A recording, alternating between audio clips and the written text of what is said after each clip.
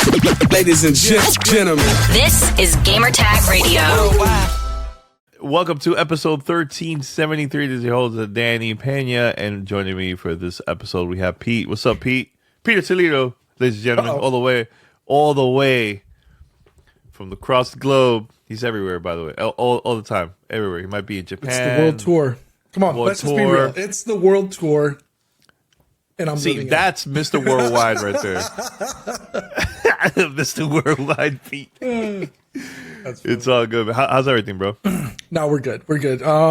Yeah, just here, home, back from another work trip in London.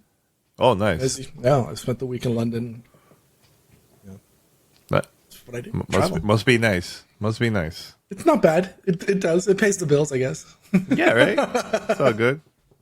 So good. Paris not going to be joining us here, but stay tuned for the podcast version. There's a couple of things that I'm going to talk about there that I'm not allowed to talk about here on the live show. So just listen to the podcast and you'll see what I'm talking about. So Pete, anything have you been playing at anything at all? Have you been taking a break from playing besides playing PUBG? Have you tried anything at all the past couple of days while traveling or no? Surprisingly, I have probably. I think in the last week, obviously, when I travel, I'm not able to game as much as I'd like to. Yes, I have the opportunity to bring my Steam Deck or Switch or what have you. If it's a long haul trip, I will. If it's a short trip like this, where hour and a half to London, I won't.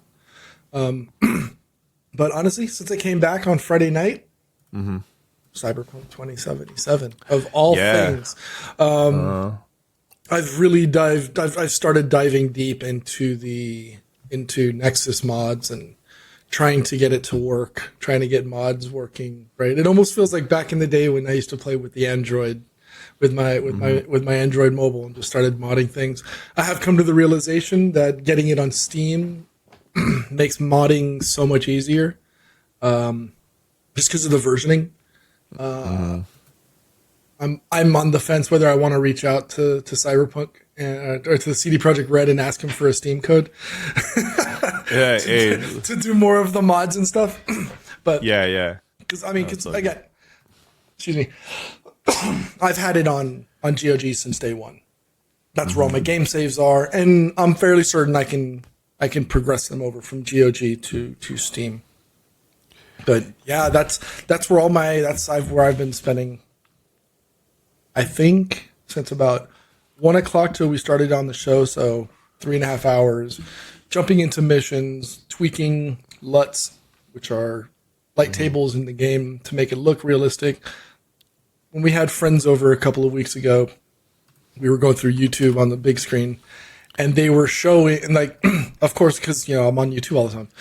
Boom, Cyberpunk, realism, 8K graphics, and they were like, "What is that?" And I was just like, "Oh, this is one of the games I play," and I just played it, and like the graphics, like the realism version, and when you have everything right, it looks ridiculous. Like it almost looks like realistic. Again, there's the uncanny valley where things you can tell are synthetic or not real. But there was a scene where they were on a motorcycle, and you couldn't tell the difference. Oh, I know exactly what video you're talking about. I seen that also on YouTube. Yeah, so, that looks nuts too, man. Like I did that. I was just like, all right, good night, everyone. Y'all need to go home. You don't need to go. You don't need anything else. I need to go download Nexus and start pulling down mods. So I may just end up just buying it on Steam. Just for the hell of it, just to get that version of modding and realism down. And then I've also come to realize that when you start modding like that, it's primarily just for what you see on your YouTube feed. It makes gaming much less enjoyable to a sense because you're so focused on the aesthetic and the lighting and how it looks as opposed to the actual gameplay.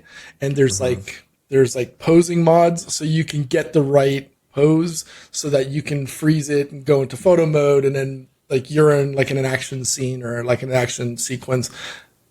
And again, it's all for the aesthetic. It's no longer for the gameplay. And it kind of tweaks it kind of touches on the creator aspect of it, because you want to keep tweaking and making it look better, but you kind of lose focus on the game, which is, a year after it was like 2 or 3 weeks ago, it was like the 1 year anniversary for Phantom Liberty.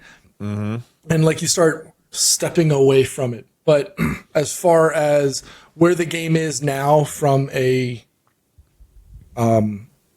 gameplay, quality of your life, it's night and day. If you haven't picked it up, and this is kind of starting to seem the norm, right? We saw this a couple of years ago with was it Hello Sky or whatever? They had a very, very highly anticipated launch, crashed down, but after a few years and a bunch of quality of life and focus improvements, the game is where it was. The game is now where we all expected it to be on day one. And I think because of the level of graphics, the level of difficulty it is to create AAA experiences like this,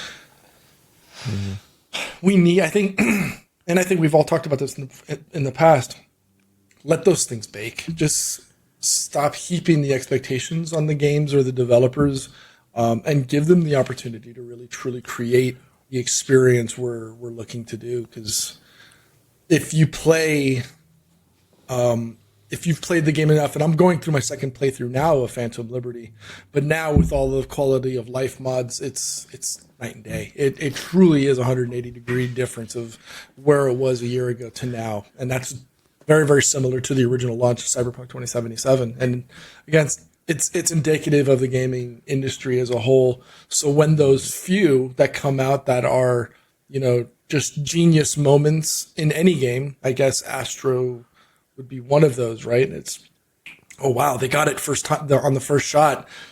Don't touch it. Don't mess with it. Yeah. I would say if you haven't jumped onto it, either the original or Phantom Liberty, now's your time to jump on it. It's really in a good place right now.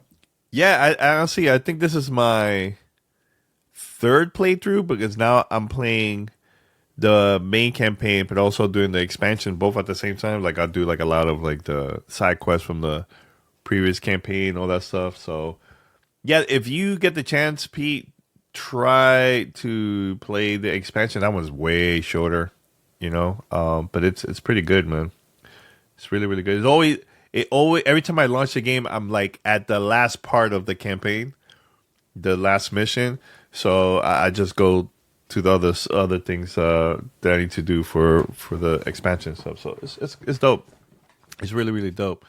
So for those who are watching, if later in a few minutes, if you guys have like any questions of submit for fan mail, post them here on Twitch, on X, on Facebook, whatever. Wherever you're watching this, post it and I'll read it, and we'll try our best to answer the question here. We haven't done fan mail in a while, and if you want a little piece of cheese or salami, hit up Pete.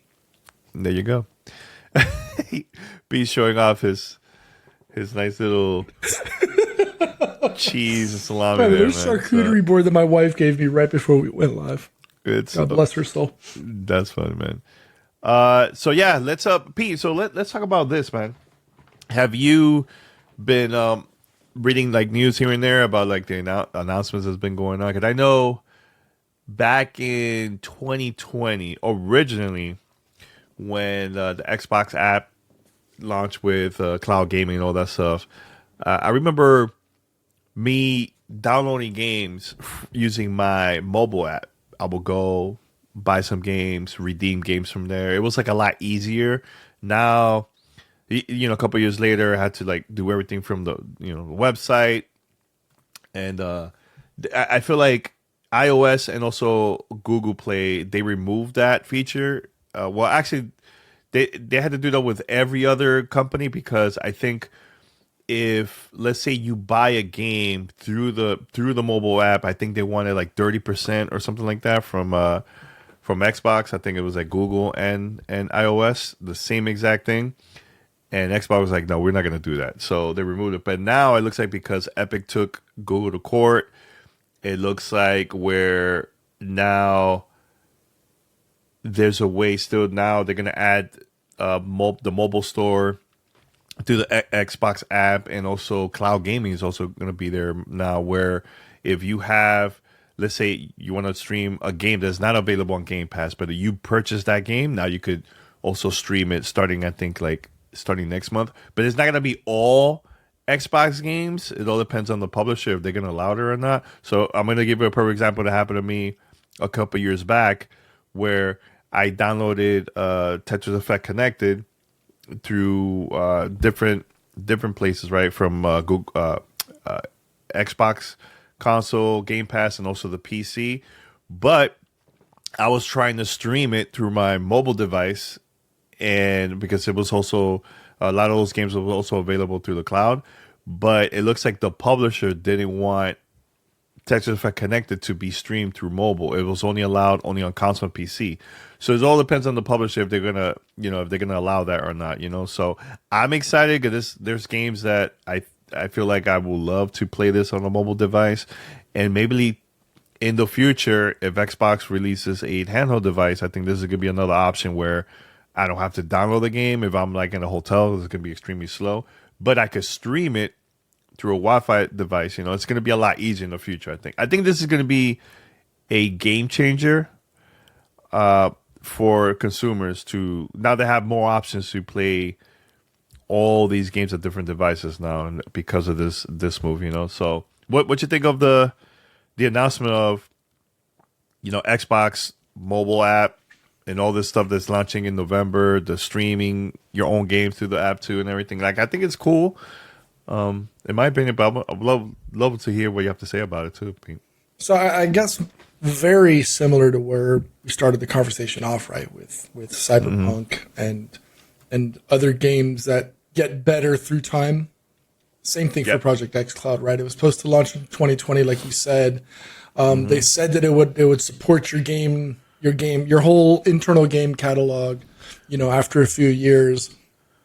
But look, tech is hard. It doesn't always work day one. Sometimes like you have that unicorn moment and everything just works. But for the most part, a lot of this is trial and error, and you can't account for everything. Sometimes things pop up that just prevent it, right?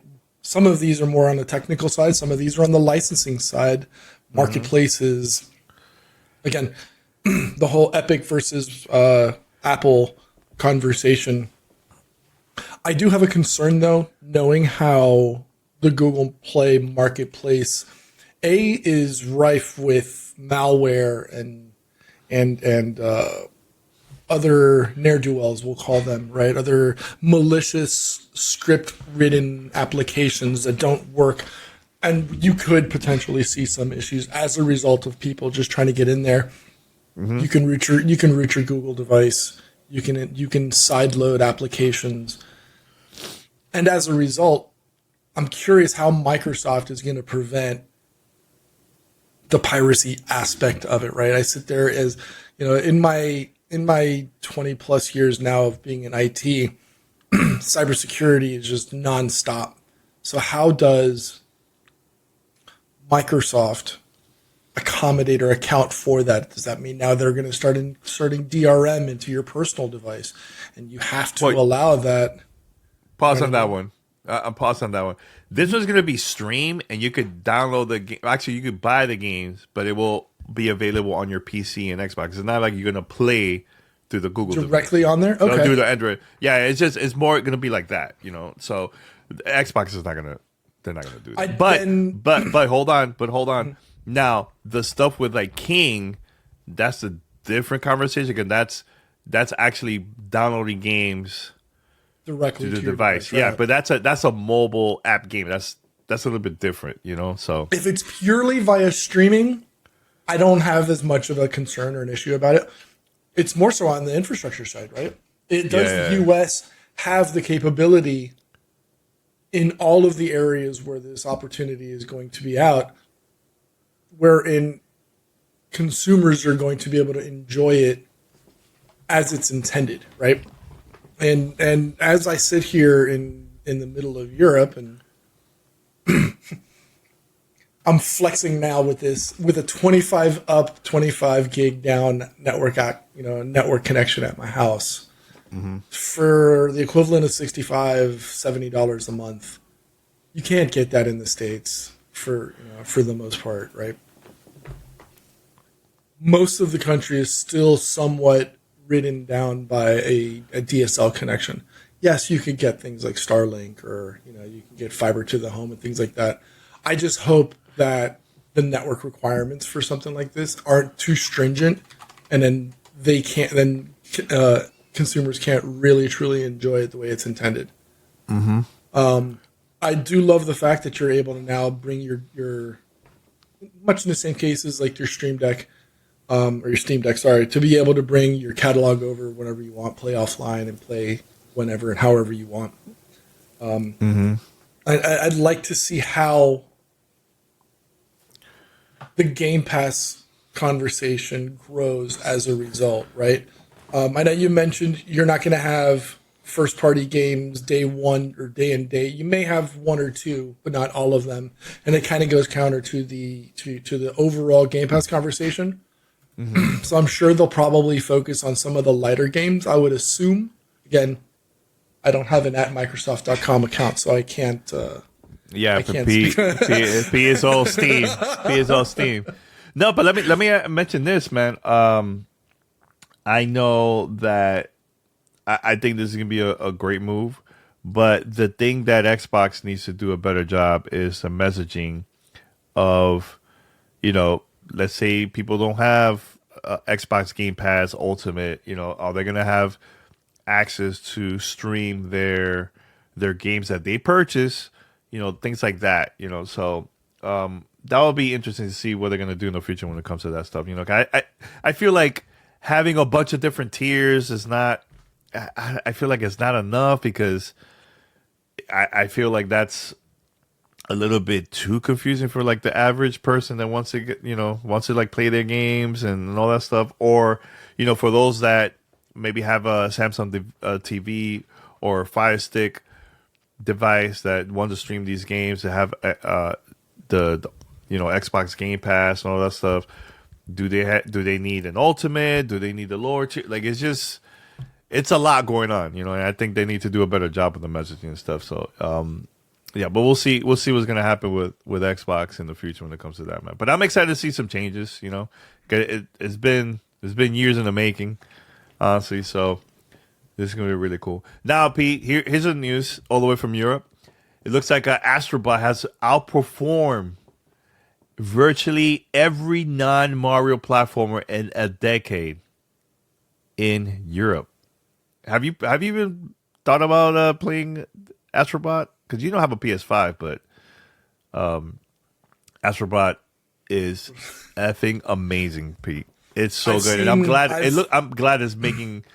It's selling. So that's really, really cool to see, man. So I saw the lovely work your wife did a couple of weeks ago with her videos on social and on YouTube and stuff like that. So I've been following in the background. No, I still don't have a PlayStation.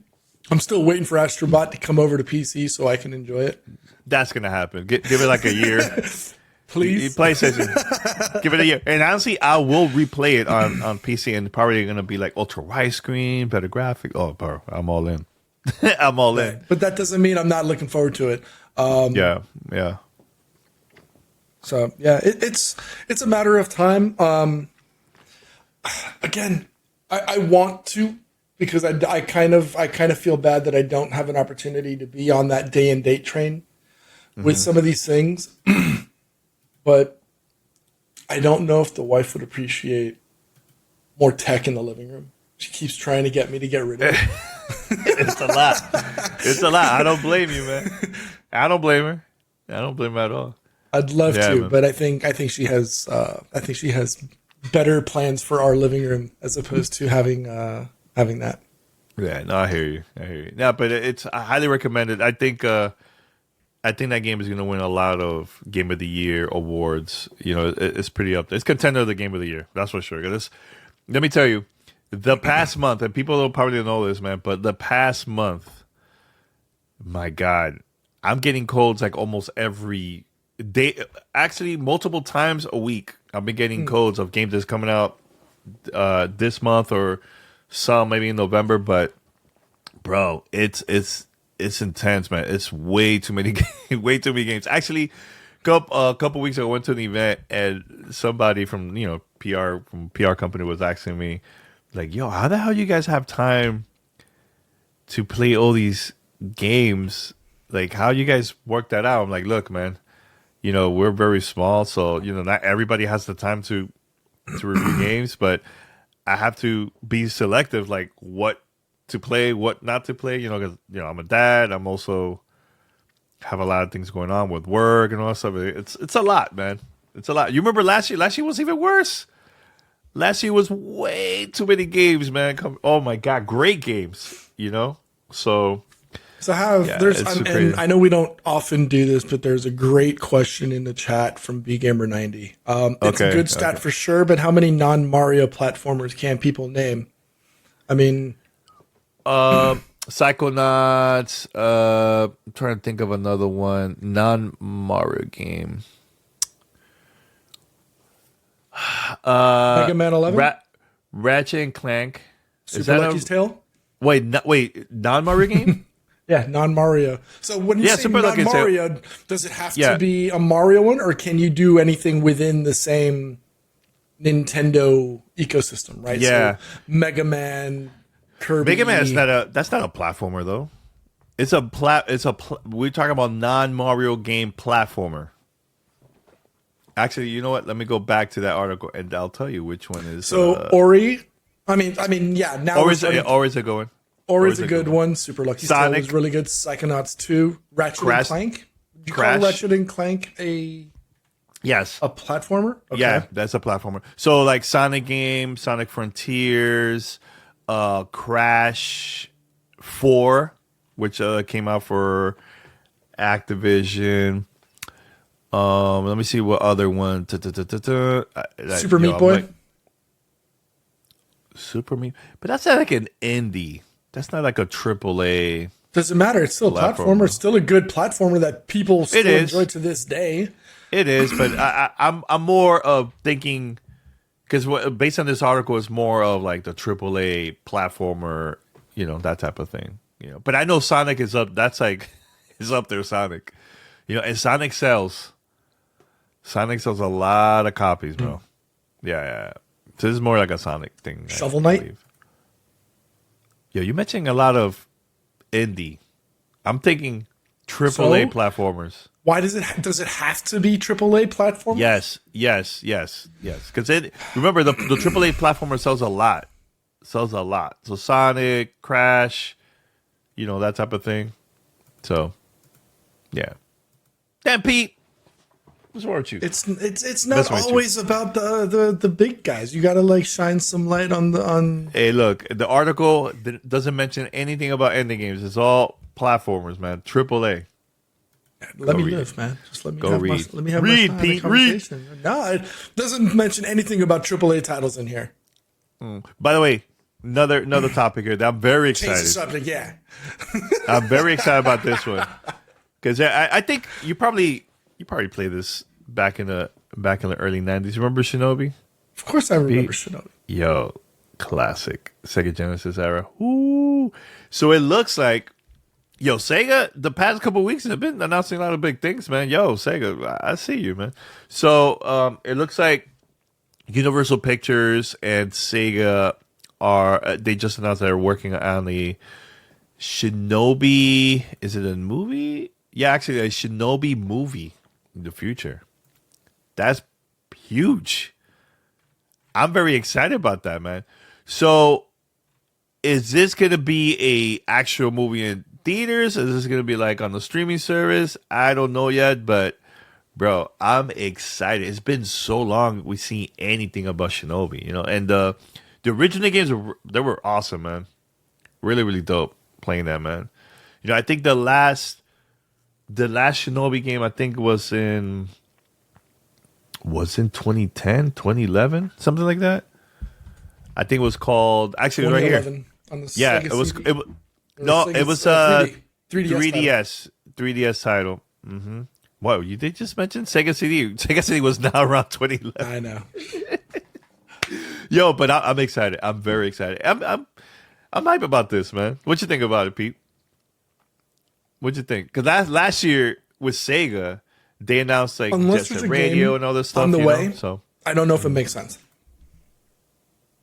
And the reason I say that is because Hollywood today, as well as game developers or game publishers, are going to want to use something like this as a jump off for marketing.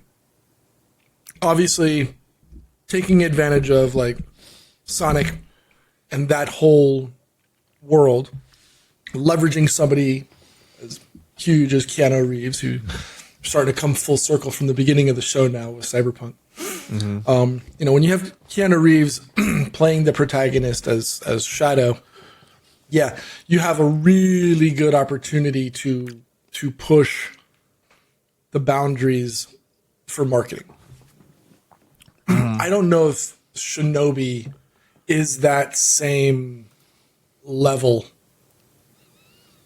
me personally, right? I think if they do something like this, it's going to be a direct to Amazon or Netflix. I don't think we see this on the big screen. I don't think we see this in an IMAX. Now, prove me wrong. Make it look good. Don't have Uwe Boll do the movie. Yeah. Well, I tell you a theory. Who understands the story, who understands the lore. Get me someone like the guy who did like season 1 of Daredevil, right? Get someone amazing who can do. I mean, so my understanding is from Deadline's report, Sam Hargrave, who did Extraction on Netflix with Chris Hemsworth. Have you watched that? Have you watched that or maybe? Produced by Mark Platt and Adam Siegel, who co-produced Scott Pilgrim vs. the World and Drive. Platt also produced La La Land and the live-action Little Mermaid and Snow White. Now, it looks like you've got decent production and direction. But again, it's all going to be about the story and whoever writes this script. Yeah. Yes, so we have examples such as Super Mario Brothers movie and Barbie, and Inside Out, other things like that. Obviously, Inside Out's not a video game, but when you have like it's not a video game. But I'll tell you, I'll tell you something though, Pete. Top grossing movies over the last couple of years, maybe. You know, they announced, Sega announced Jet Set Radio, Crazy Taxi, Shinobi also was one of them. Golden Axe, I believe, too. So it looks like Shinobi, the actual game, is going to come out in the future, you know, close to when the project is probably going to come out, you know, that type of thing. So usually companies now they have been working with a lot of filmmakers, or if they're working on like a TV series, they will always release a game either the same time or close to the time of the project when the project releases, you know. So like I think, let me give you an example, like Arcane, that helped out for a lot of people to download League of Legends, you know, Halo, even though a lot of people didn't like Halo's TV series, that's also helped potentially like people to buy the game through there. Or like Sonic, now Sonic Shadows Generations is coming out now. Later this year, the new Sonic movie is coming out too. You get what I'm saying? So there's always going to be those crowd promotion of movie, TV, and games. You know, so I'm excited to see what they have planned with the. I know they showed a couple of gameplay clips of Shinobi. I don't know if it's going to be like an old school way or they're going to have like a new next gen graphics or all that stuff. We'll see. I don't know. But it's coming. It's coming. So, anything else from this, Pete? No? Nope. Okay. It's all good. My tech issues pissed me off. It upset me. It's all good. It's all good. All right. So here's what we're going to do, guys. I would love to do fan mail. I don't know if there's like anybody that's watching through Twitch or on X. If you guys have any questions, we'll give you a shout out. We'll read it over here. and we'll talk about it. So let's take a couple questions before we wrap it up. Can we take a couple questions, Pete, or what? Sure. Yeah. So in the meantime, guys, post your questions, all that good stuff here, and either P or I will read it, talk about it, all that good stuff. Now, Pete, this is an old message. I think this is from our Discord. Let's see if I could read it. It's pretty long. I'm trying to make it short here. Oh yeah, this is old. This is from back in August. Hey, this is from Vision. Hey, GTR crew, just wanted to ask what you guys think about Microsoft Flight Simulator 2024. Are you guys going to pick it up? Now, you guys probably got to see my content a few weeks back. Rihanna and I, and also Paris, we got invited to check out Flight Sim 2024. We went to Grand Canyon. We got to play the game, and then we actually flew a jet, which was nuts. But we did a preview there. Make sure to check it out. I like Flight Sim. I started playing it when it came out on consoles. I started playing it through the consoles version for the last game. And then I went back to the PC because that's when I purchased my PC stuff here. So it looks great. I love it. And now technically right now, just a couple of days ago, I got from Microsoft Flight Simulator 2024, and this is a tech alpha. It's not the retail version. The difference with this one is, of course, they're going to be testing out the servers and all that stuff. Now, the file size, I believe, is 26 gigs, and the rest of the game, what happens every time you launch it and you go to let's say Mexico when you start your career, they do everything through the cloud. So in the previous game, you have to have the whole game downloaded, which is 100 and something gigs, and it was a lot, especially with all the updates and everything. With this one, it's a lot smaller. The only issue that I have, and I hope they'll fix that once the main game comes out, it just takes a little bit time when it comes to when you're launching in a country for your career mode or something like that. It takes a couple seconds here. It's minor things, but overall the game is a lot of fun. The difference with this one, there is no challenges mode in this one. This one they have that disabled, but you could try out the photography mode, career mode, which is a lot of fun, and a couple other things also, you can fly anywhere too. So that's about it so far, but it's a tech alpha. It's not the retail version, but I'm excited to play the main game once it comes out. P, have you tried Flight Sim at all, the 2020 version? Are you excited to try out or curious to try the PC from the original one? Yes, but not the 2024 tech demo that you guys are doing. I am more curious to know how paranoid or petrified your wife was.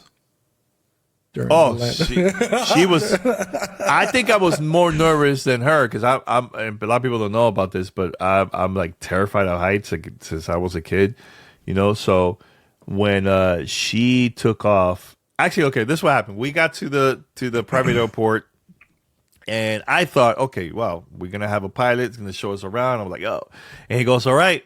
So you guys ready? We had to sign a lot of paperwork, waivers and all that stuff. And the pilot was like, all right, so who's going to be first flying? And I looked at Ree. Ree looked at me. We're like, wait, we're going to take off? One of us going to take off? And Ree was like, I'll do it. I'm like, oh, my God. All right, so we went inside. Everything. He was telling her what to do, blah, blah, blah. So she takes off. She did everything on her own. She was fine until once we were up in the air. That's when she got a little bit nervous, and the pilot took over. He was like, "Hey, just put the autopilot. We'll be fine," But Reed actually took off, and the thing was, we were already mentally prepared because we were playing the game an hour before that, So we were actually playing the actual controller for Flight Sim and everything, Yeah, so but it's a little different though. It's a little different, but at least it gave her that. No. It was not with that. It wasn't with that controller though. It wasn't the actual, like the pilot controller. That type of thing. So it helped a little bit for to be prepared for this one. For this a real one. But so then I took over. Actually, wait. Before I even went to the front, I was like, I'm telling everybody, yo, I don't know if I could do it. I don't know if I could do it. I'm terrified right now. Like I'm nervous. I'm shaking. Because here's the thing. Once we were up there, Pete, and they warned us in the beginning, the turbulence was ridiculous. Now, it was like a smooth flight. I'm like, I'll go to the front. But, it was shaking a lot. Remember, we were flying through the Grand Canyon, so there's a lot of, holes and all that stuff in the air. The air was just popping out of nowhere, So we had a couple people telling me, look, man, this is once in a lifetime opportunity. You got to go for it, Danny. You're not going to do this again. And I'm like, you know what? It is true. There's no other opportunity coming up like this. So let me just do it. So I went to the front and I did my thing. And I was fine. But it got bumpy, man. It got really, really bumpy once I went up there, man. So I think I was more nervous than Ree. Way more nervous than Ree. But Ree killed it. She did phenomenal, man, taking off the plane. We should probably just tell you more. Did you guys swap places mid-air? Or did you mid-air. Both get to do a takeoff and landing? Mid-air. So Ree took off. I flew mid-flight. And then one of our other friends, she's an actual pilot. She landed without the help of the co-pilot. Yeah. So she did her thing. She actually landed at that airport because she had her plane there. She came from the East Coast and landed there. Yeah. So did you? So were you up in the air at the same time as Paris, or like everybody? No. Paris went the day before, I believe. Yeah, he went the day before, and we went the next day. But the difference is we had the blue jets. Like they had the sticker there of like Microsoft Flight Simulator 2024. With the one that I seen, the picture that I seen from that group, it was a different color. Same jets, it was just different color. And here's the thing: a very small group of people got to fly that jet. Very small group of people. So we had let's make believe we had like 30 people at the event. Maybe only like 9 got an opportunity to be part of this. So were you guys in a twin engine Cessna type thing or in a jet? Because the jet, an actual jet, and a Cessna are two different things. Did you have like propellers, or were you like in a jet? We were actually in a jet. Actually, let me show you. The Ree. I know Ree's right here watching. Ree, what's the name of the jet that we flew? I can't remember the top of that. It's been a while. Let me see if I go to. Cause I want to show you the type of jet that we flew. And Ree, please help me out here because I don't remember. I can't remember the name of it. Give me 1 second. And for those who are listening, it's not going to be like this. All right, Series Vision S50 jet. So let me post it here. Where you want me to post it, Pete, so you can look at it? No. It's just okay. Okay, I see a Cirrus Vision SF50. Yeah, so that's the jet that we flew. Yeah. So that one, they consider that as like the Tesla jet, let's say, because it has a lot of features that will help you fly and all that stuff. So they use this a lot for beginners too, to fly. So, but I asked a question. I think I mentioned this in the episode that we recorded. I asked how much is a jet like that? If somebody wants to buy it. It's $3.7 million. So I don't know if you guys plan to buy one. There you go. 3.7 million. It's dope. It's really cool, man. It's really, really cool. I think I would love to try that again. No, that's super, super cool. Yeah. But yeah, it was a great experience, and I really enjoyed playing Flight Sim 2024, man. Can't wait to try it out more once the official retail version comes out. You know? All right. So does this now mean that y'all are gonna invest in a full sim kit, HOTAS, the whole nine, or no? No, I think no, because of space. That's about it, you know. So a flight stick, I mean, it does make a huge difference. That's right. Ree was saying that it makes a huge difference. The only thing is just space, man. You know. So we'll see. Any other question, guys? Post them here. You can post them on X, Twitch. Post them, and we'll answer your back. But that was a great question about Flight Simulator. But yeah, if we actually move, we got a bigger house, then yeah, for sure. But right now, yeah, there's no way we could do that. Gotcha. It's a lot.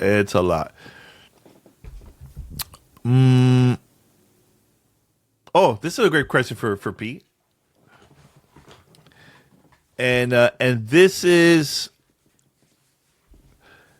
also from Vision. Hey, this was on Discord. Hey GTR, last week I have been migrating my accounts to passkeys and passwordless for Microsoft accounts.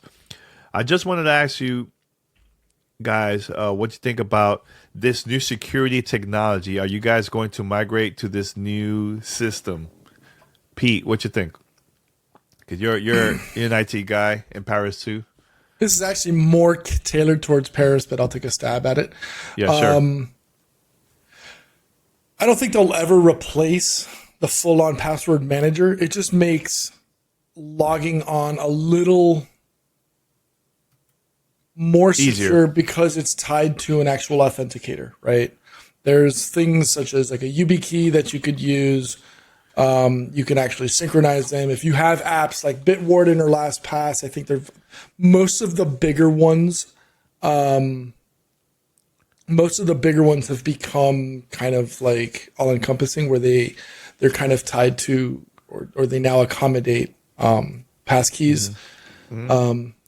But I don't think we'll ever see a place where we actually see the replacement of passwords or password managers in favor of passkeys. Mm-hmm. Like I said, most major companies, especially from like Apple and most major tech companies, will say, already support them. I know Google has been supporting them for a while now, Windows and Android, etc. But I don't know if it's something that we'll ever do, right? So in a nutshell, you could use, and if you've got a Google account, your mobile device or your tablet usually ends up being your passkey manager, right? In that regard, you try to log into something with Google, and it's like, we've sent an authentication request to your device. Please approve it there. That's the concept of a password key. But ultimately, your password has to reside somewhere. What happens if you forget your password because you haven't logged into your Google account in 2 years and they do a full system reset, much akin to what happened just a few weeks ago, right? Danny, I sent that over to you. How they started. What happens when you don't remember the password? Then you've got to try to hope that one of your other devices has, still is tied or whatnot. So as long as in the same vein as like your two-factor authentication, where you've got authentication keys stored somewhere, as long as you have them somewhere and then they're readily accessible when you need them, you'll be fine. Perfect example this weekend, or it was Thursday or Friday. I was trying to log into a website and I couldn't. Tried to use my mobile, wouldn't work. Got home, it worked on my computer. So I had to uninstall the password manager, which is Bitwarden, for me. Yeah. And after I reinstalled and I re-authenticated, it worked fine. But I had to go through the whole process of uninstalling, reinstalling, re-authenticating for it to finally actually work for me in a remote perspective. Had I been in a very, very serious situation where maybe they needed to authenticate me for something, either a transaction or to prevent theft or fraud, that could have been an issue because it would have gone on for an extra 24 hours until I got home. Thankfully, that wasn't the case. But to answer your question, it is good.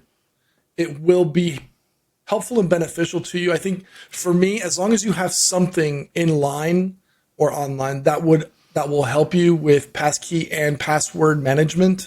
Again, most of the major applications do it: Dashlane, 1Password, LastPass, etc. As long as you have those and you're able to shift those over, and be able to do it securely, and ideally much less, because I know applications like LastPass and Dashlane, etc., charge a lot. Yeah, I would say if you can do it, and they are beneficial, they will help. Yeah. Yeah, I think, and it's hard to keep up when it's like so many logins, Pete. It gets a little, it's like a little too much, you know. I remember, and I know people will use their same password, and that's not recommended. It's good to change it up, man, for different logins, man. You know, I would say when you have one of those bigger ones, it makes it a little easier. As important as it is, I would say maybe dedicate a few hours to it, go through there, review it. Many of the apps will offer you a way to review your current passwords and see where they are, if they've been compromised or if they've been found on the dark web. If you can somewhat audit your passwords, like if you have a password manager, whether it's the one built into Google Chrome or Safari, or if you have a third-party one, maybe even take into consideration checking out an open source one like KeePass or Bitwarden. Bitwarden does a great job. I support that one because it's less than LastPass, which I used for the last 7-8 years. And I actually flipped it over and I got my wife on it. So if something happens, she can log in and she can do whatever is necessary from a family perspective. I'd take a look. All right. Well, thanks for that great question, Vision. Actually, there's another one here. By the way, so this is another question here from Zam Powell. This is more for me, Pete. Will you do another flight to the Dominican Republic with Flight Simulator 2024? Here's the thing. That was a very long trip. So for those that don't know, when the console version of Flight Simulator came out, I flew from Los Angeles in real time, from Los Angeles all the way to Punta Cana. And that was a very long flight, but it was cool.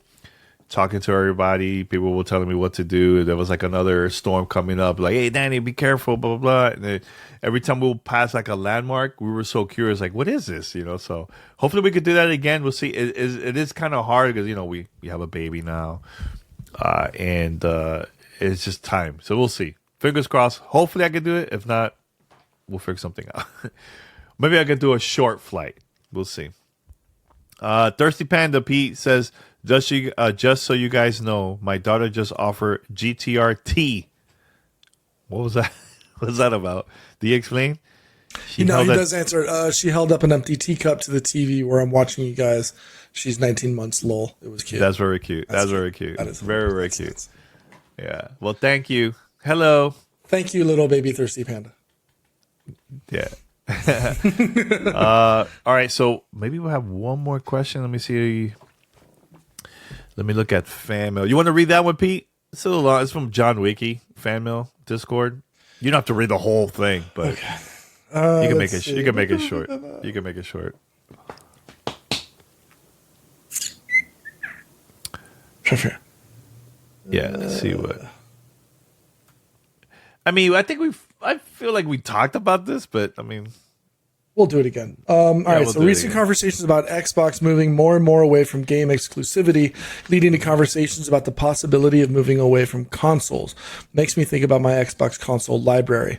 I've invested thousands of dollars in the last 20 years, and I know some of them can be accessed on PC, but for older titles, that doesn't seem to be the case. If they move away from consoles or make a Windows console /handheld, what happens to the library? What do you think Xbox should do? Convert those games and be accessible on Windows? Or do you think people like me will be SOL or poop out of luck? If you really think about it, the conversation from earlier today kind of solves that if you are flipping from one to another. I know, Danny, you've been a big proponent of game preservation. I know yes. I questioned this last year when we were online, asking why you felt it was so important. And you had very valid reasons for it, right? You are one of those that love to go back and revisit those experiences. And plus, you got a baby.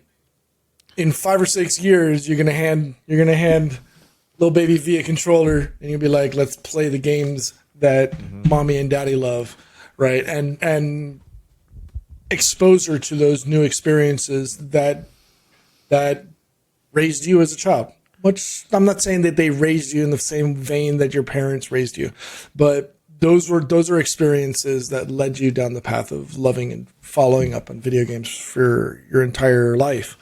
Mm-hmm.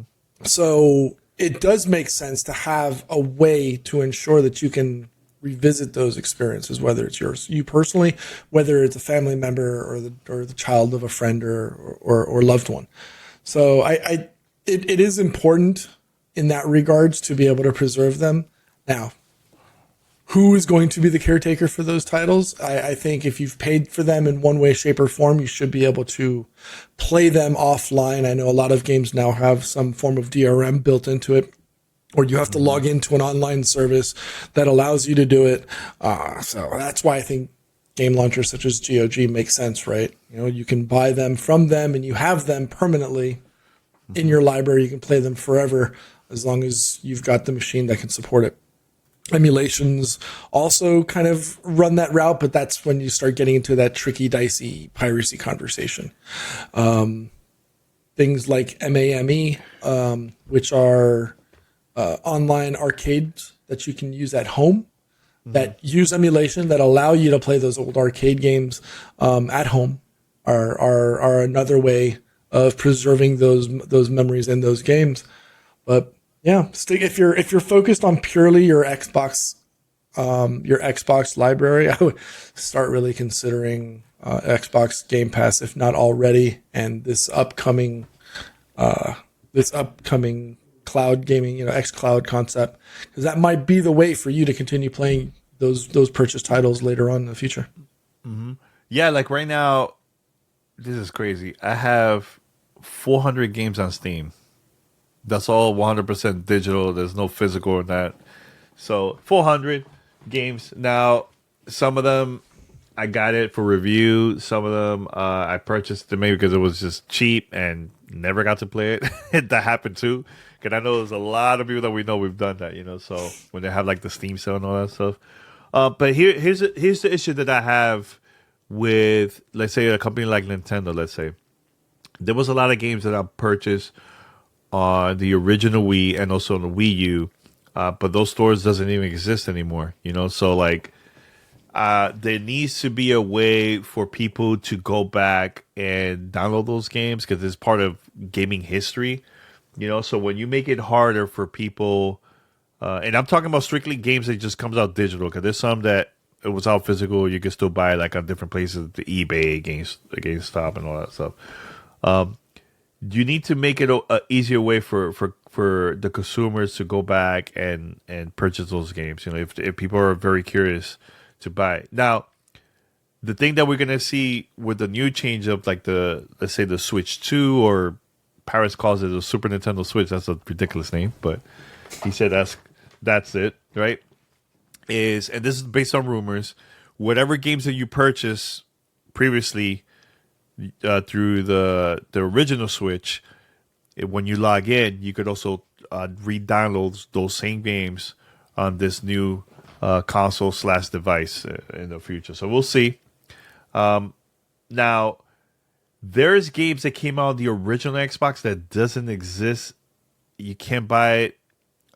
You can't buy it through stores or anything like that. It's going to be a lot harder to buy, so you have to like really, really dig. I know there was one that they only made a certain amount of physical copies, and that's it. It's not available anywhere else. I can't remember the name of the game, but this was like in the early days of the original Xbox. So if there's a way to buy these games physically or digitally in the future, make it easy for everyone, man. Even if the console doesn't exist, because this again is part of history. It's part of history, man. And imagine you, Pete, working on the game that you worked on for like 4 or 5 years, and it went up, and it got delisted. Then what? How are you going to put that in your resume? You worked on that game for so long. Like, you know what I'm saying? Like, people spend months and years working on this product, and it's nowhere to be found. Like, I'm against that. I'm really against it. Like, perfect example, like right now, and we're going to get to see this in the future, probably they're going to come back. Like Concord, that's a recent digital game that came out, and also physical too. People bought it. You can't even play that online anymore, until the free version comes out. You get what I'm saying? So, we'll see. We'll see what happens, man, in the future. But, gotta make it easy for everyone, man. There's a lot of classic, iconic games that needs to be out there still, man. See, so Rihanna mentions not to mention multiplayer games that literally cannot work without online connection and a healthy player population. Yeah. Mm-hmm. I mean, that all depends on a little bit of forecasting and some kind of effort for preservation. If you have a game, look, we'll use my favorite game, PUBG, right? We're 7 years into this. At some point, Krafton's going to either shift to PUBG 2, or they're gonna shut off the servers if they don't see a player base that's worth sustaining that model. Data centers aren't cheap. I believe our boy Paris said something similar to this in another post earlier on Twitter. Data centers aren't cheap, and neither are the services needed or required to have those run, whether it's network connection, power, or internal infrastructure. So at some point, those multiplayer experiences have to be done somewhere. You're gonna load up a Minecraft server? That's much easier. Or loading up a Roblox server? That's much easier than trying to load up something as large and as expensive as like a PUBG or a Battlefield or any of those other larger games, right? Because you're gonna need the network. You're gonna need the network bandwidth and infrastructure to support that. So. Mm-hmm. How do we support the Ghost Recon Advanced Warfares? How do we support the Rainbow Six Vegas type experiences? I'm trying to draw back on games where I started playing, when I started jumping into competitive gameplay. How and where do we bring those things back? Or that's a great question. Bring them to a point where they're playable so that others can see and experience them in the same way or vein that we did back in the day, right? And when I say back in the day, we're talking just under 18, 20 years ago when, like you and I first started out in this whole journey. Mm-hmm. How do you do that? How do you let people see or experience that same experience that we all did? Can't even play. I mean, thanks to things like the Master Chief Collection, you can actually play those now, but those initial online experiences of like, what was it? When you run around with the Griffball. Oh, Griffball. Yeah. They're almost gone now, right? Opportunity experiences like Blur, where our community exploded because we loved playing Blur. It's gone because the game is no longer available and servers are offline, right? Yeah. And that was an iconic game too, man. It didn't get a lot of support. Yeah. Yeah. Oh my God. So that was a great question, by the way. Great question. So we have another question. It might be the last one. This is from Zan Powell. Question for Danny. How do you know that Gamertag Radio will be a success? Do you have a backup plan in case it didn't work? No, there was no backup plan. It was like just straight up. If it works, it works. If not, not. So I just did my thing, and it just blew up. It just took a while. It just took a long time. And here's the thing, too, guys. Now, in February, actually, let me go back. January is going to be 24 years that I started content creation. And that's with PSO Radio, Game Voice. I was like the early days. February is going to be the 20th anniversary of GTR. I don't know what I'm going to do next year. I have no idea because I've just been slammed with stuff here, with work and just enjoying my time recording with the guys and stuff like that, So So GTR to me, it's something that I just love to do. You know, it's not GTR is not my full-time gig. You know, the stuff that I have with with our business there, that's our full-time, and so on. You know, but GTR is more of like I just want to continue having conversation with P and Paris, and now with we could you know, just talk about games and go to events and cover them and all that stuff. You know, so I would love to do something pretty cool for the 20th anniversary. That it'll be something big for GTR, and maybe do something where the community also could be part of too. Like I don't know yet. One thing I don't want to do, because I talked about this with P. I don't want to do like no community vibes, because I know people have been telling us for years to do that again. That was just so stressful. I don't want to go through that ever again. That was just too much for us. Because if you think about it, it was only 3 of us, P, right? Handling all that. It was you and me and Mandy. That's it. Mm-hmm. It was just a lot, you know. So, yeah, I'm thankful. I'm thankful that people are still supporting GTR. You know, we're not. How do I say this? When it comes to like the video side, I know we started a little late, and there was different reasons because of that. We're not like an IGN or like those people that have like studio and all that stuff, and you know, daily streams. We don't have the time for that. But I think what we're doing now, I'm still happy with it. You know, so very, very happy with it. And I can't wait to see what happens next, man. I feel like next year is going to be a very big year, not only for gaming but also for our show.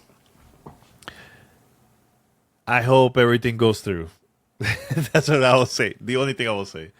I hope a lot of things goes through to continue to celebrate GTR next year. So, but yeah, I had no backup plan. No backup plan. There was a lot of people that joined at the beginning when I first launched the show, and because of different reasons, people stop, or you know, people just had more responsibility, less time to record GTR. And every time there was someone that was really known, part of the GTR crew, and they had to leave for different reasons, people will hit us up via email. Oh, that's it. I don't want to listen to the show anymore. Oh, it's going to be different now, this and this and that. And I'm like, I'm already used to that stuff multiple times. I'm like, you know, it is what it is. You're going to come back.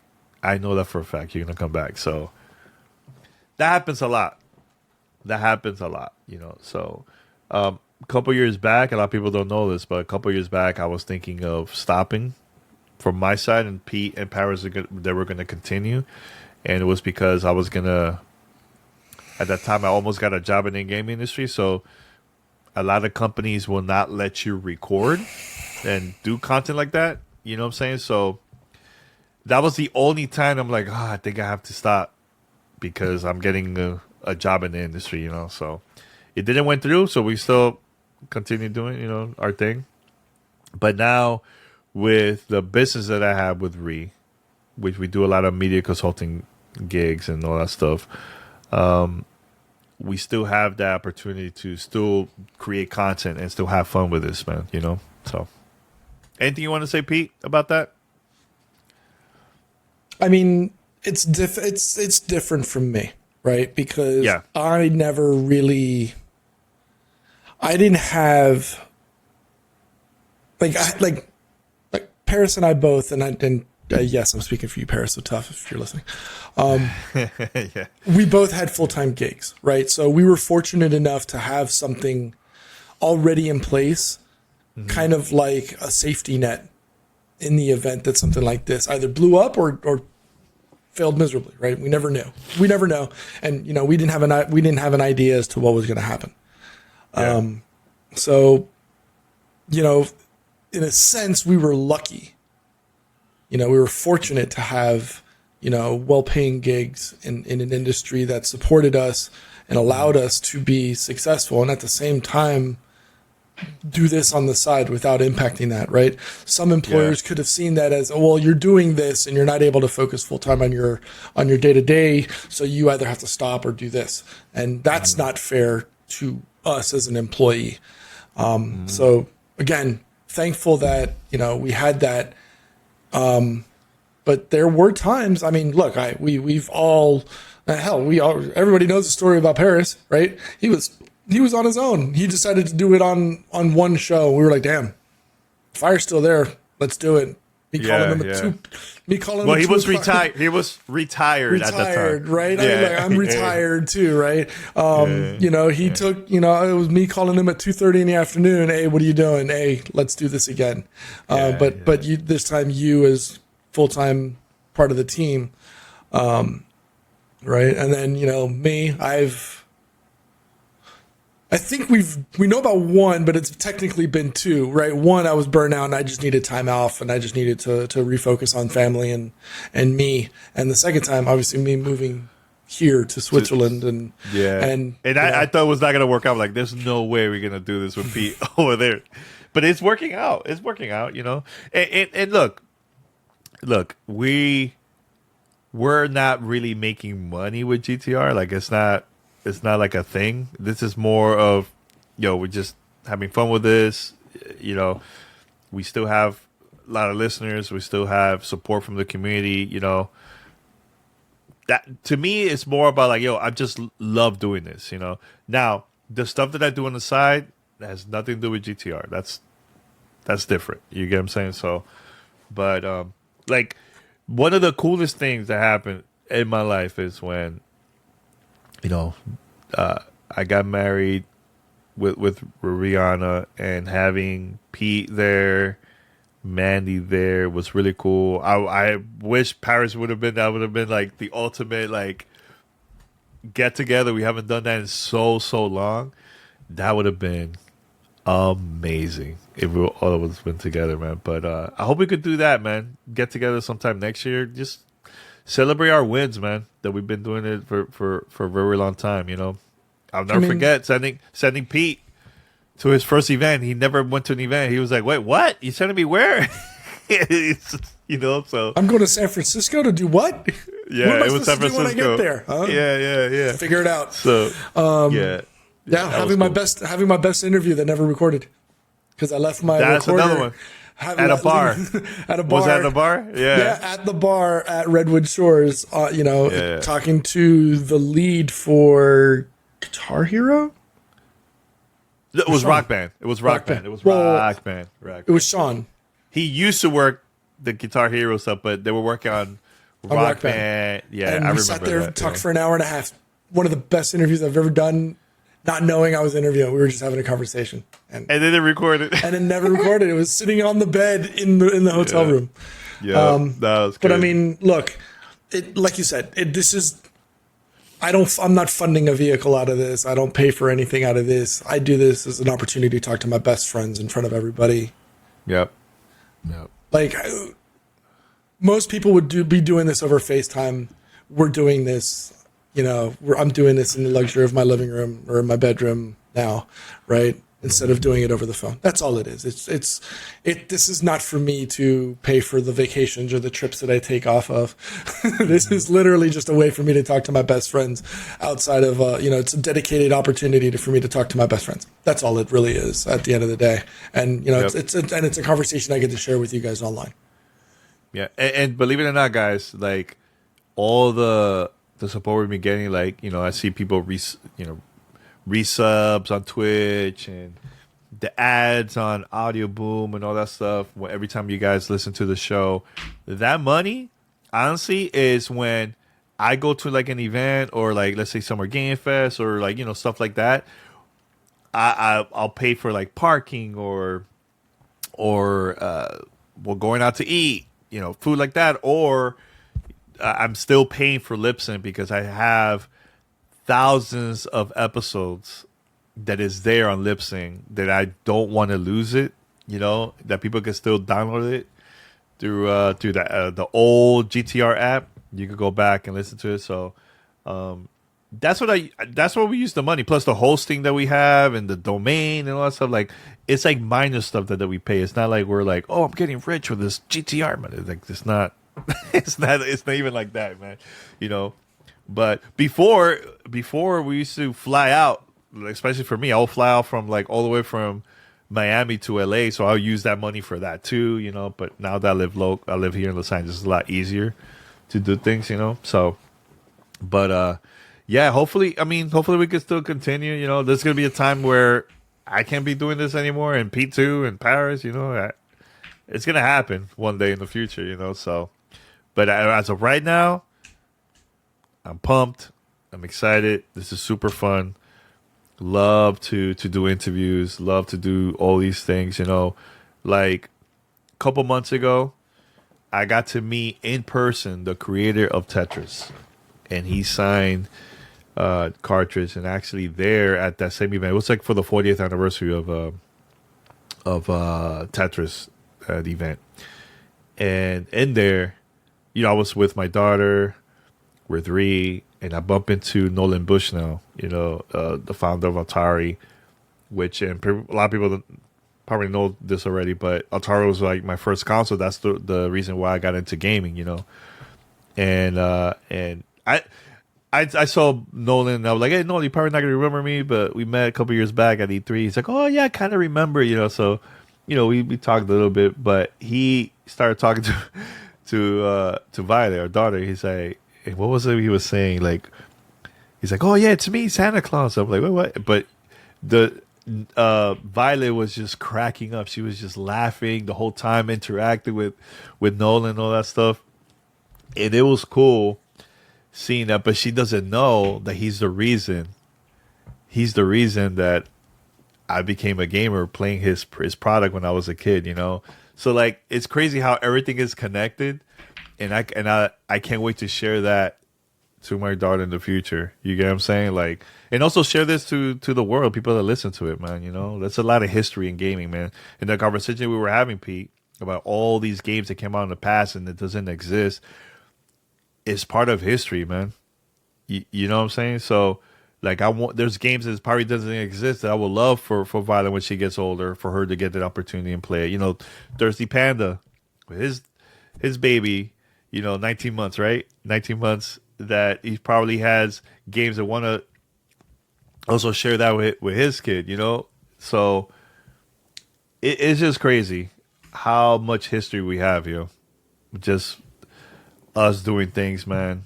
Like, people will die to have the conversation what P had that never got recorded back in the days. You get what I'm saying? So it's a lot of history there, man. You know, so... Yeah, this was all black hair.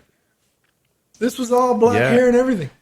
Right here. All this, I had black hair. Actually, our podcast cover, if you actually look at it, yo, we were mad young there. We were like, you know, cover, black, all this, you know. It's different now. Mm-hmm. It's a lot different now, man. You know, man. So. Like Paris says all the time, man. Trey was wee little lad. Like yeah. Even his dog. Yeah. I remember when he first got his dog, and we were getting over there. You were giving him the business, foreskew and everything. Yeah. Oh yeah, Tanya. I got to see Tanya at the. I'm reading the chat. We got to see each other during the Dragon Age event. You know, and we haven't seen each other like together. It's been years. Like either Paris will see her or I will see her, but never together. You get what I'm saying? So it was cool. And actually, we went to Boston. I went to Boston for a wedding with Ree, and we got to meet for a couple hours. They got to hang out with Mandy, aka Lady Luck. I want to say the last time I saw Tanya was about all this stuff, man. Like the Far Cry event. How GTR helped us in different ways. It helped us our career. It helped me to become a better speaker and less terrified to speak to in front of an audience, because when I was a kid I was very scared, you know.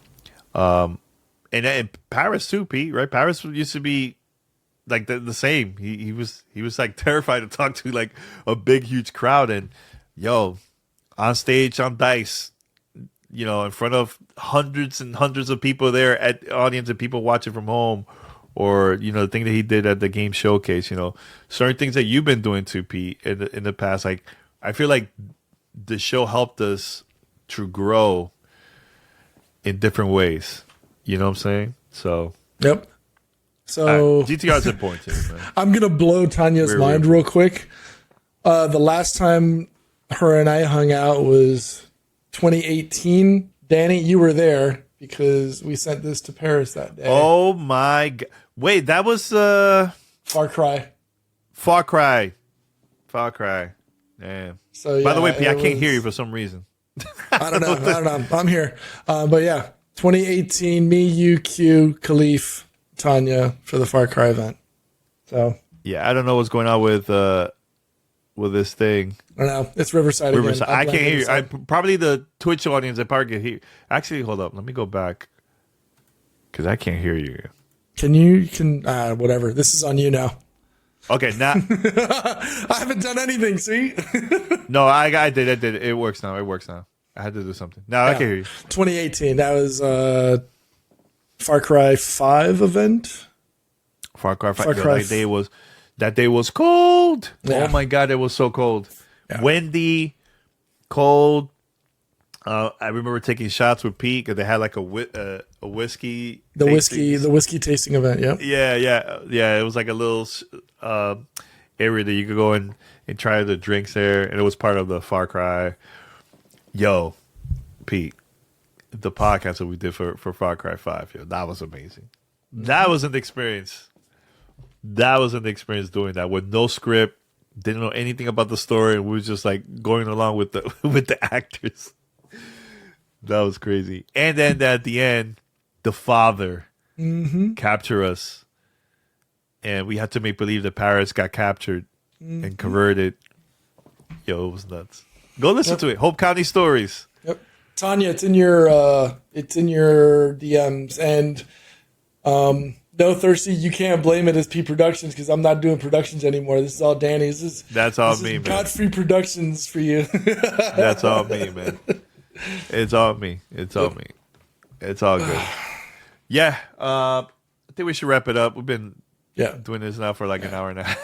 I gotta fly. I gotta take off. I got leave in 2 minutes. Wait, you fly out? You leaving the country again? No. I got to take off. I got to go do something at the office. I'm like, I live 5 minutes from the office. I have to go. Oh, that's cool. Real quick. Yo, I'll tell you this, Pete.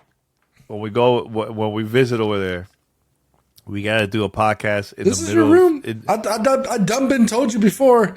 This is y'all's place. That couch folds out and fits 4 people on it. So, well, here's what I would like to do. We got to go somewhere in the middle of nowhere. In the middle of the mountains. Oh, I can do that. Background. That's easy. We could do that. Oh, that's easy. That's light work. Yeah. That's light work. It's like my LinkedIn picture, overlooking a mountain, overlooking all of the country. Yeah. Hell yeah. Let's do it. I could do that. Hold on. I already know exactly where we're gonna go to. Wait. You're gonna send it? No. I'll just put it on. I'll put it on screen just like I did earlier. Okay. Yeah. We have a couple drinks and we have those mountains in the background. Hell yeah. That'll be dope. Yeah, because Rhea has never been to Europe. She has never been there. That will be her first time going over there. Yes. Group trip, yeah, man. We definitely gotta visit Pete. I mean, we've been talking about it. I think 2025. I think we could do it. We could definitely do it. All right, everyone. Thank you for watching episode 1373. Is it 73? Yes, I think it's 73. I don't remember. It's a lot of numbers, guys. It's a lot of numbers. Actually, yes, it is 73. We'll be back. We'll be back next time here. We'll take a picture overlooking that.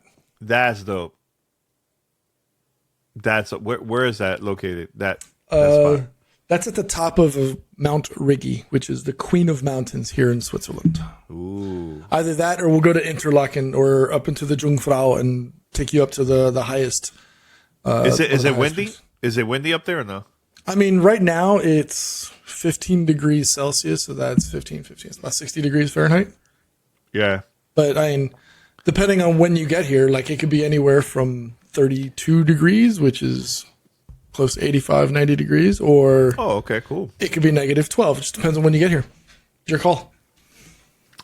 Yeah, I gotta talk to P. I gotta not P. Rihanna. I gotta figure it out. Talk to management. Talk to management. Talk She's to management. Yep. She's down. I know she's down. All right, guys. We're gonna be out until next time. By the way, be on the lookout. Either tomorrow or sometime this week. I got some cool stuff that I'm allowed to talk about. Just be on the lookout on X. Just follow me there. You see what I'm talking about? You see what I'm talking about? X/Twitter. /Twitter. Not Boogie Down Bronx. X.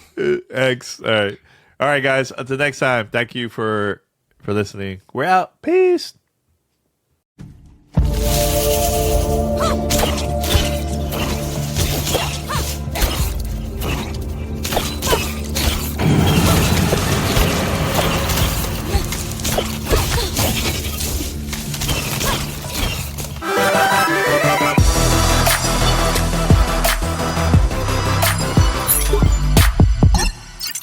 All right, so I'm going to be talking about the game that I've been playing now for the past couple of weeks, nonstop.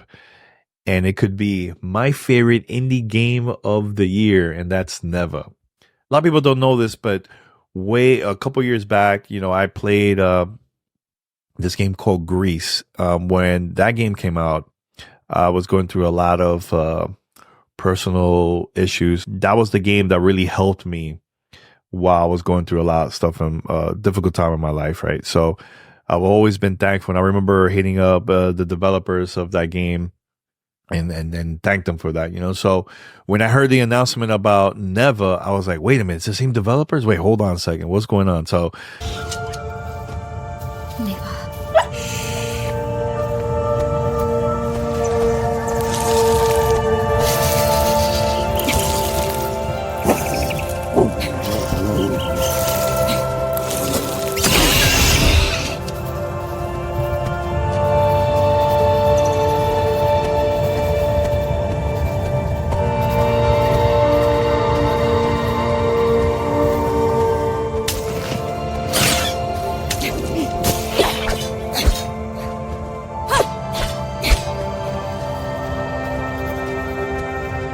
I got to see the trailer, got super, super excited.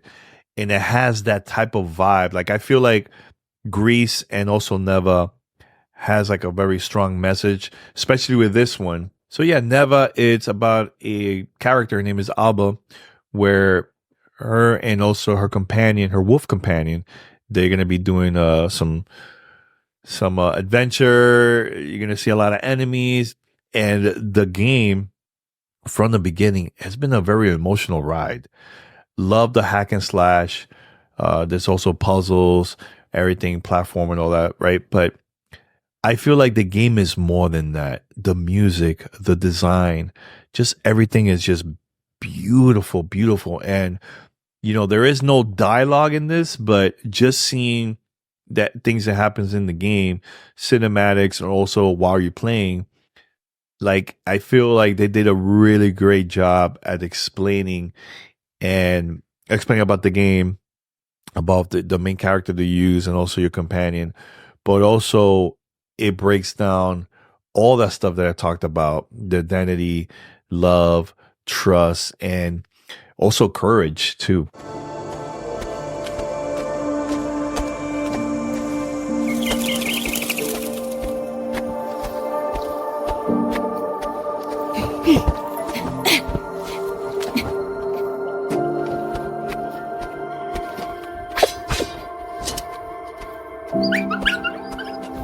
Neva?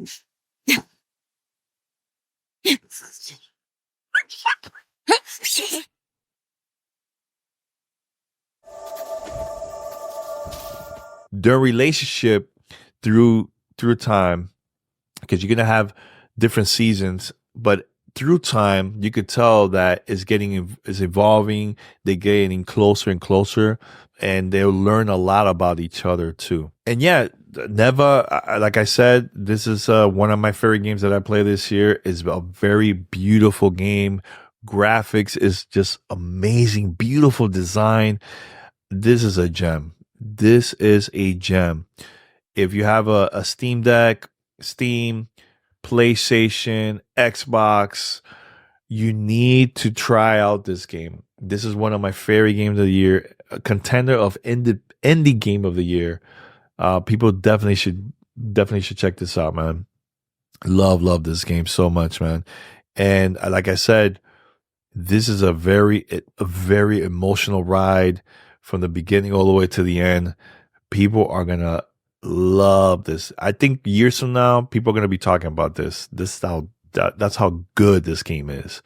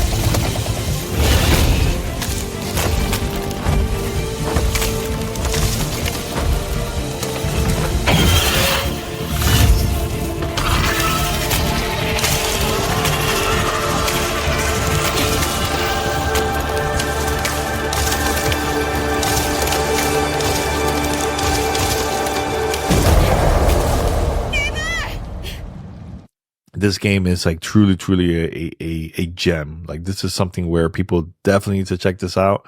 You know, if you loved the previous game Grease that the developer worked on, I think people are going to love this one even more. Soundtrack, top notch. I think it's a masterpiece.